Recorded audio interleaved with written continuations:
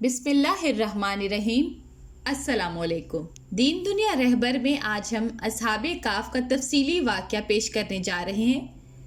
حصہ اول ملاحظہ فرمائیے۔ قریش کے لیے سب سے مشکل ترین بات یہ تھی کہ ان کے مد مقابل ایک ایسی عظیم پاکیزہ شخصیت تھی جس کی زندگی کے 40 سالوں کا گزرا ہوا ہر لمحہ کھلی کتاب کے صفحات کی طرح ان کے سامنے تھا، جس کے اوصاف حمیدہ، اخلاق و خصائل، عادات و اطوار، صفات و جمال کے اعلیٰ ورفا ہونے کے مترف وہ خود تھے، جن کو صادق و امین، دانا و حکیم، طاہر و مطہر، عادل و منصف کے القابات سے وہ خود پکارے۔ قریش کے سنجیدہ اور باشعور افراد عجیب شش و پنج میں مبتلا تھے۔ کافی سوچ و بچار کے بعد انہوں نے مدینہ منورہ کے یہودی علماء سے مشورے کا فیصلہ کیا اور اپنے 2 افراد نصر بن حارثہ اور عقبہ بن ابی معیط کو ان کے پاس مدینہ منورہ روانہ کیا۔ یہودی علماء انہیں مشورہ دیا کہ تم لوگ ان سے 3 سوالات کرو۔ اگر انہوں نے ان سوالوں کا صحیح جواب دے دیا تو تم سمجھ لو کہ وہ اللہ کے نبی و رسول ہیں، اور اگر نہ دے سکے تو سمجھ لینا کہ وہ رسول نہیں ہے۔ ان سے پہلے سوال یہ کرو کہ وہ نوجوان کون تھے جو زمانے قدیم میں اپنے شہر سے نکل گئے تھے، ان کا کیا واقعہ ہے۔ دوسرا یہ کہ ان سے اس شخص کا حال دریافت کرو جس نے دنیا کی مشرق و مغرب اور تمام زمین کا سفر کیا۔ تیسرا سوال ان سے روح کے متعلق کرو کہ وہ کیا چیز ہے۔ یہ دونوں سردار مدینہ منورہ سے خوشی خوشی واپس آئے اور اہل قریش کو علماء یہود کی تجاویز سے آگاہ کرتے ہوئے کہا کہ اب اس بات کا فیصلہ ہو جائے گا کہ محمد صلی اللہ علیہ وآلہ وسلم نبی ہیں یا نہیں۔ قریش مکہ کا یہ وفد یہ سوالات لے کر حضرت صلی اللہ علیہ وآلہ وسلم کی خدمت میں حاضر ہوا۔ آپ صلی اللہ علیہ وآلہ وسلم نے سوالات سن کر فرمایا کہ میں اس کا جواب کل دوں گا۔ سورہ کاف کی شان نزول۔ یہ سورہ مبارکہ مشرکین مکہ کے 3 سوالات کے جواب میں نازل ہوئی۔ جبرائیل امین علیہ السلام تینوں سوالات کے مفصل جوابات کے ساتھ حاضر خدمت ہوئے۔ یہ تینوں قصے عیسائیوں اور یہودیوں کی تاریخ سے متعلق تھے۔ حجاز میں ان کا کوئی چرچا نہ تھا، اس لیے اہل کتاب نے امتحان کی غرض سے ان کا انتخاب کیا تھا تاکہ یہ بات کھل جائے کہ واقعی محمد صلی اللہ علیہ وآلہ وسلم کے پاس کوئی غیبی ذریعہ علم ہے یا نہیں۔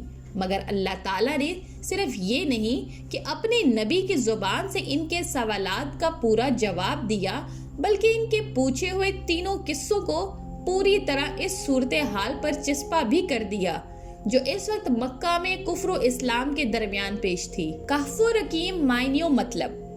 سورہ کہف کی آیت 9 میں اللہ تعالیٰ نے اصحاب کاف اور رقیم کے الفاظ استعمال فرمائے، چنانچہ انہیں اصحاب کاف بھی کہا جاتا ہے اور اصحاب الرقیم بھی۔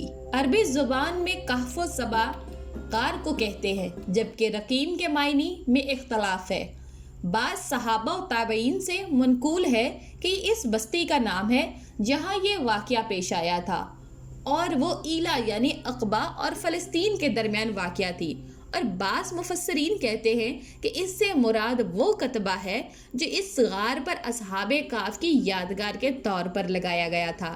اصحاب کاف کا واقعہ کہاں پیش آیا؟ جس شہر میں اصحاب کاف کا واقعہ پیش آیا، عام مفسرین نے اس شہر کا نام افسوس یا افسس قرار دیا ہے۔ یہ ایشیائی کوچک کے مغربی ساحل پر رومیوں کا سب سے بڑا شہر ازمیر سے 20 سے 25 میل دور جنوب میں پائے جاتے ہیں۔ حضرت حکیم الامت تھانوی رحمۃ اللہ علیہ نے بیان القرآن میں تفسیر حقانی کے حوالے سے اصحاب کاف کی جگہ اور مقام کی تاریخی تحقیق یہ نقل کی ہے کہ جس ظالم بادشاہ کے خوف سے اصحاب کاف نے غار میں پناہ لی تھی، اس کا زمانہ 250 عیسوی تھا۔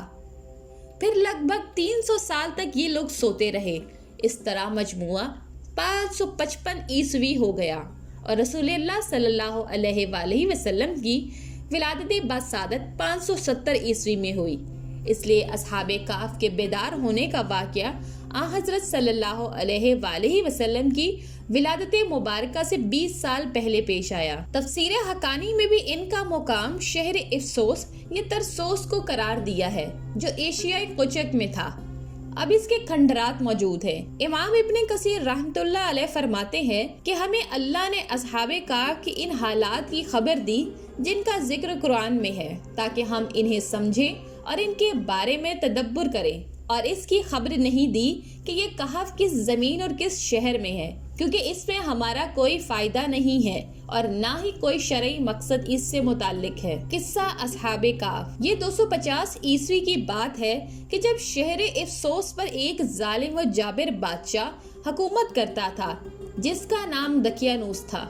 بادشاہ کے حکم کے مطابق ہر سال شہر سے باہر ایک مذہبی میلہ منعقد کیا جاتا تھا جس میں دیگر خرافات کے ساتھ پوجا پاٹ ہوتی اور جانوروں کے خون سے ہولی کھیلی جاتی تھی۔ بادشاہ سب کو بت پرستی پر مجبور کرتا تھا، جو پسو پیش سے کام لیتا اسے قتل کر دیا جاتا۔ اس سال میلے میں چند مسیحی نوجوان بھی شامل ہوئے جو اپنی قوم کے نمائندے تھے۔ ان نوجوانوں نے میلے کے دوران قوم کو پتھر کے بتوں کے آگے سجدہ کرتے اور خون کے نذرانے پیش کرتے دیکھا تو انہیں قوم کی ان احمقانہ حرکتوں پر بڑا افسوس ہوا۔ اللہ تعالیٰ نے میلے کے ہزاروں لوگوں میں چند کے دل میں پوجا پاٹ سے شدید نفرت کے جذبات پیدا کر دیے۔ چنانچہ پہلے ایک نوجوان میلے سے باہر نکل کر دور ایک درخت کی گھنی چھاؤں میں جا کر بیٹھ گیا۔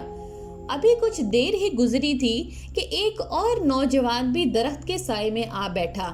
اس طرح تھوڑی دیر میں وہاں 7 نوجوان جمع ہو گئے۔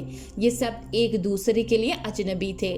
یہ 7 نوجوان قوم کے جاہلانہ طرز عبادت سے بیزار تھے اور قریب قریب بیٹھے ایک دوسرے کے بارے میں یہ سوچ رہے تھے کہ اگر ان میں سے کسی کو بھی میرے باغیانہ خیالات کا علم ہو گیا اور اس نے بادشاہ سے مخبری کر دی تو بادشاہ مجھے قتل کروا دے گا۔ اس ششو پج میں کافی دیر گزر گئی، خاموشی طویل ہوتی چلی گئی۔